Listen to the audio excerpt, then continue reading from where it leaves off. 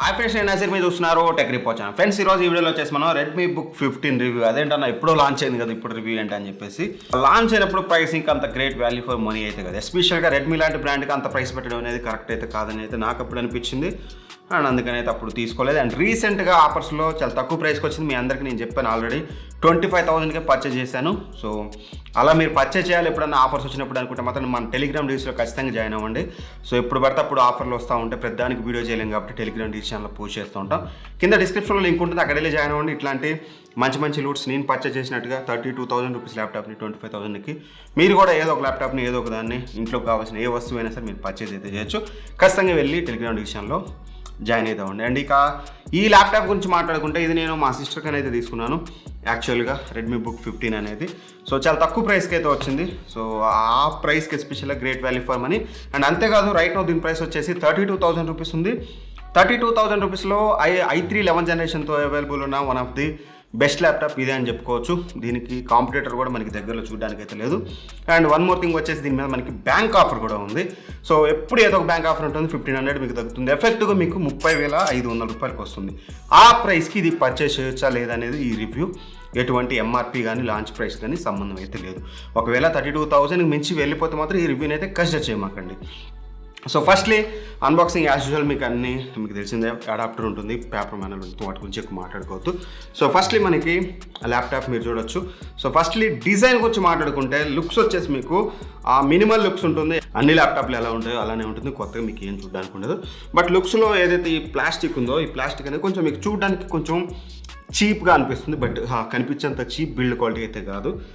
But చూడడానికి మాత్రం కొంచెం చీప్ ప్లాస్టిక్ లాగా అనిపిస్తుంది. ఓన్లీ ఇక్కడ ఏదైతే హింజ్కి స్క్రీన్ చుట్టూ యూజ్ చేసిన బెజల్స్ ఉన్నాయో వాటి విషయంలో మిగతాదంతా ప్లాస్టిక్ క్వాలిటీ కూడా చాలా బెటర్ అయితే చూడడానికి మనకు ఉంది. ఇక వెంటిలేషన్ విషయానికి వస్తే మాత్రం మనకి బాటంలో మీరు చూడొచ్చు ఎయిర్ ఇంటేక్ అయితే ఉంది, ఎయిర్ తీసుకోవడానికి. అండ్ ఇక ఎగ్జాస్ట్ విషయానికి వస్తే యాజ్ యూజువల్ అన్ని ల్యాప్టాప్స్ ఉన్నట్టు మీకు హింజ్ దగ్గర అయితే ఎగ్జాస్ట్ అయితే ఉంటుంది.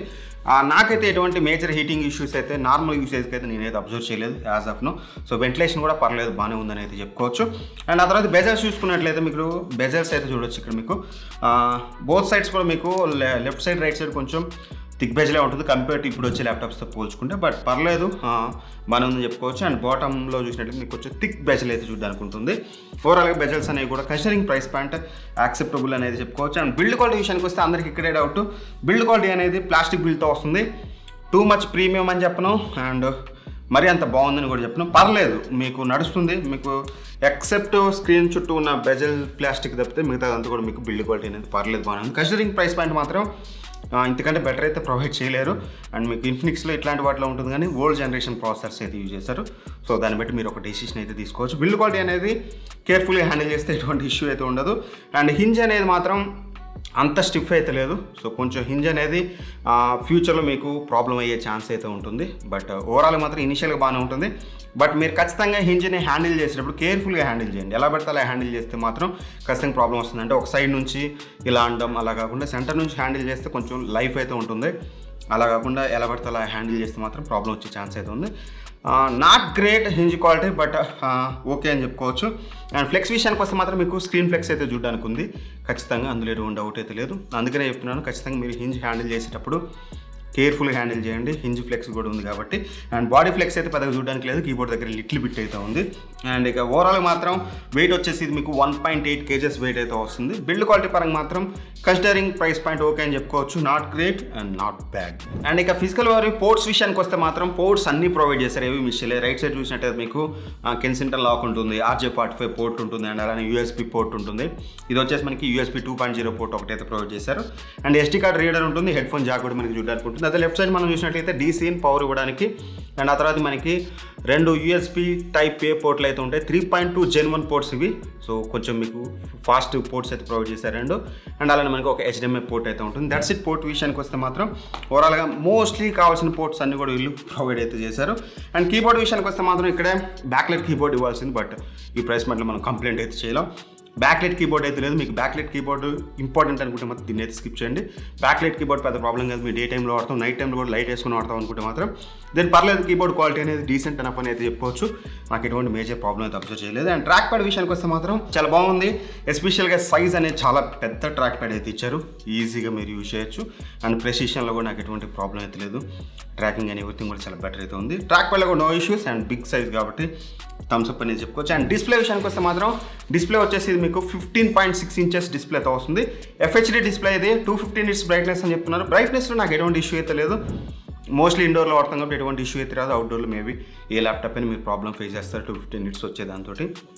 ఇండోర్లో ఎనఫ్ బ్రైట్నెస్ అయితే enough, no issues.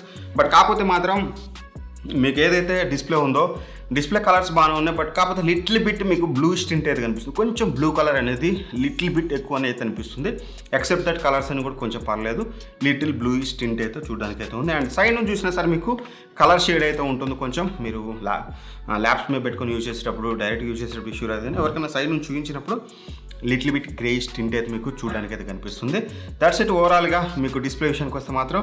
So and ఆ తర్వాతకి స్పీకర్స్ విషయానికి వస్తే మాత్రం మనకి బాటమ్ ఫైరింగ్ స్పీకర్స్ అయితే ప్రొవైడ్ చేశారు. ఒకసారి మీకు ఇక్కడ స్పీకర్ క్వాలిటీ వినిపిస్తాను.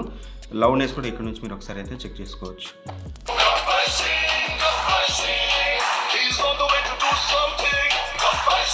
ఎస్, సౌండ్ లౌడ్నెస్ మాత్రం చాలా ఎక్కువ ఉంది. No issues. ఎస్పెషల్గా ఇట్లాంటి సర్ఫేసెస్ మీద పెట్టినప్పుడు మీకు బౌన్స్ బ్యాక్ అయ్యి మీకు సౌండ్ బాగానే వస్తుంది. బట్ క్లారిటీ అనేది లిటిల్ బిట్ మిస్ అయింది. అంతే కదా, పిండి కొద్ది రొట్టె. సో పర్లేదు, బాగానే ఉందని చెప్పుకోవచ్చు. అండ్ ఇక ఫైనల్గా పర్ఫార్మెన్స్ విషయానికి వస్తే మెయిన్ అట్రాక్టింగ్ థింగ్ ఇందులో మనకి i3 11th జనరేషన్ ప్రాసెసర్ అయితే యూజ్ చేస్తారు. 2 cores అయితే ఉంటాయి అండ్ 4 threads మనకి చూడడానికి అయితే ఉంటుంది. అండ్ ఇంటిగ్రేటెడ్ గ్రాఫిక్స్ వచ్చేసి మనకి అల్ట్రా HD గ్రాఫిక్స్ అయితే యూజ్ చేశారు. పర్ఫార్మెన్స్ అనేది నార్మల్గా స్టూడెంట్స్కి అండ్ బేసిక్ యూసేజ్కి అండ్ ఇంట్లో ఏమైనా ఎక్సెల్ వర్క్స్ ఇట్లాంటివి చేసుకోవాలి అనుకునే వాళ్ళకి మాత్రం పర్ఫెక్ట్ ఉంటుంది. అండ్ ఆన్లైన్ క్లాసెస్ కూడా చాలా బెటర్ అయితే ఉంటుంది. ఈ పర్ఫార్మెన్స్ అనేది మోర్ దెన్ ఎనఫ్. అండ్ నాకు ఎటువంటి జిట్రినెస్ కానీ ల్యాగ్స్ కానీ ఎక్కువ చూడడానికి అయితే లేవు. బేసిక్ టాస్క్లకి మీరు ఎక్కువగా హెవీ యూసేజ్ చేస్తారు, హెవీ కోడింగ్ సాఫ్ట్వేర్స్ యూజ్ చేస్తారంటే మాత్రం దెన్ మీకు ఇదైతే సూటబుల్ కాదు. బేసిక్ యూజెస్కి అయితే ఖచ్చితంగా సెట్ అయితే అవుతుంది. అండ్ ఇక వెబ్ కెమెరా విషయానికి వస్తే మాత్రం ఇక్కడ ఒకసారి మీకు వెబ్ కెమెరా శాంపిల్ చూపిస్తాను. దాన్ని బట్టి మీకు క్లారిటీ అయితే వస్తుంది.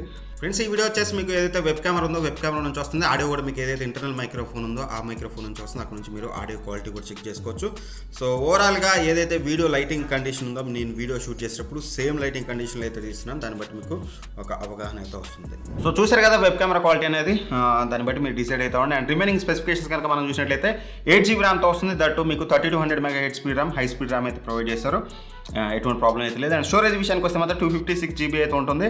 కొంతమందికి తక్కువ వచ్చు, బట్ స్టూడెంట్స్కి more than enough. And online క్లాసెస్కి అయితే more than enough. NVMe SSD అయితే యూజ్ చేస్తారు, ఫాస్టెస్ట్ SSD. అండ్ Windows 11 హోమ్తో వస్తుంది. MS Office 2019 కూడా మనకి అయితే ప్రొవైడ్ చేస్తున్నారు. స్టూడెంట్స్కి పెద్ద ప్రాబ్లం అయితే ఉండదు. అండ్ ఇక అప్గ్రేడబిలిటీ విషయానికి వస్తే మాత్రం నో అప్గ్రేడ్స్. మీరు ర్యామ్ అప్గ్రేడ్ చేసుకోలేరు, స్టోరేజ్ అప్గ్రేడ్ చేసుకోలేరు. మీరు పర్చేజ్ చేసే ముందే డిసైడ్ అవ్వండి. మీ ర్యామ్ 8GB, స్టోరేజ్ 256 GB అని చెప్పేసి. సో అంతకుమించి మీరు అప్గ్రేడ్ చేసుకోవడానికి ఛాన్స్ అయితే లేదు ఇక్కడ. అండ్ ఇక బ్యాటరీ బ్యాకప్ విషయానికి వస్తే మాత్రం నా యూసేజ్ కేస్కి అయితే నాకు 4 hours అయితే వచ్చింది. సో ఒకవేళ మీరు నార్మల్గా మూవీస్ చూస్తారనుకుంటే మాత్రం మీకు అప్ టు 5-6 hours వరకు అయితే రావచ్చు. లేదు ఇంకా హెవీగా యూజ్ చేస్తే మాత్రమే ఉన్న హెవీ సాఫ్ట్వేర్స్ మీకు 3.5 hours నుంచి 4.5 hours మధ్యలో అయితే రావచ్చు. 4 hours అయితే యూజువల్గా మీకు బ్యాటరీ బ్యాకప్ చూడడానికి అయితే ఉంటుంది ఇనీషియల్గా. But we don't know. నా దగ్గర ఉన్న రియల్మీ బుక్ అనేది కాలక్రమేణా కొంచెం బ్యాటరీ బ్యాకప్ అయితే తగ్గుతూ వచ్చింది. ఇది కూడా తగ్గే ఛాన్స్ అయితే ఉండొచ్చు. అండ్ ఇక ఫైనల్గా నేను వర్డిక్ట్ చెప్పాను, మీరు దీన్ని పర్చేస్ చేయొచ్చా లేదా అని అడిగితే మాత్రం రైట్ నౌ 32,000 రూపీస్కి దీన్ని మించిన బెస్ట్ ల్యాప్టాప్ అయితే లేదు. అండ్ ఇక 30,500 రూపీస్కి వస్తుంది with card offers. Great value for money. Straight away వెళ్ళి పర్చేస్ అయితే చేయొచ్చు. అండ్ ఇంకా ఆఫర్స్ వచ్చినప్పుడు మీకు ఇంకా తక్కువగా రావచ్చు. 28,000-27,000కి మీకు వచ్చే ఛాన్స్ అయితే ఉంటుంది. బట్ స్టిల్ 22,000 రూపీస్కి మీరు ఒక మంచి ల్యాప్టాప్ పర్చేస్ చేయాలి, 15.6 inches డిస్ప్లే ఉన్న ల్యాప్టాప్ అనుకుంటే మాత్రం then this will be the best option. మీరు ఖచ్చితంగా మీకు దీన్ని అయితే పర్చేస్ అయితే చేయొచ్చు. సో ఒకవేళ మీకు రెడ్మీ సర్వీస్ గురించి ఏమైనా ఉంటే మాత్రం, సర్వీస్ గురించి నేను ఎక్కువ మాట్లాడలేను ఇక్కడ. రెడ్మీ కానీ ఎంఐ కానీ ఇవి కొన్ని చోట్ల సర్వీస్ అయితే ఉంది, అన్ని చోట్ల అయితే లేవు. మెట్రో సిటీస్లో అయితే ఖచ్చితంగా ఉంది. ఒకవేళ ఏదైనా ప్రాబ్లమ్ వస్తే మాత్రం మీరు ఖచ్చితంగా మెట్రో సిటీస్కి వెళ్ళి అయితే సర్వీస్ చేయించుకోవాలి. దానికి డిసైడ్ అయ్యే మీరు దీని అయితే పర్చేస్ చేయండి. ఒకవేళ మీరు పర్చేస్ చేయాలనుకుంటే డిస్క్రిప్షన్ లింక్ అయితే ప్రొవైడ్ చేస్తాను, అక్కడ నుంచి అయితే పర్చేస్ అయితే చేయండి. మా ఛానల్ కూడా హెల్ప్ అయితే అవుతుంది. నేను thank for watching. By by. జై.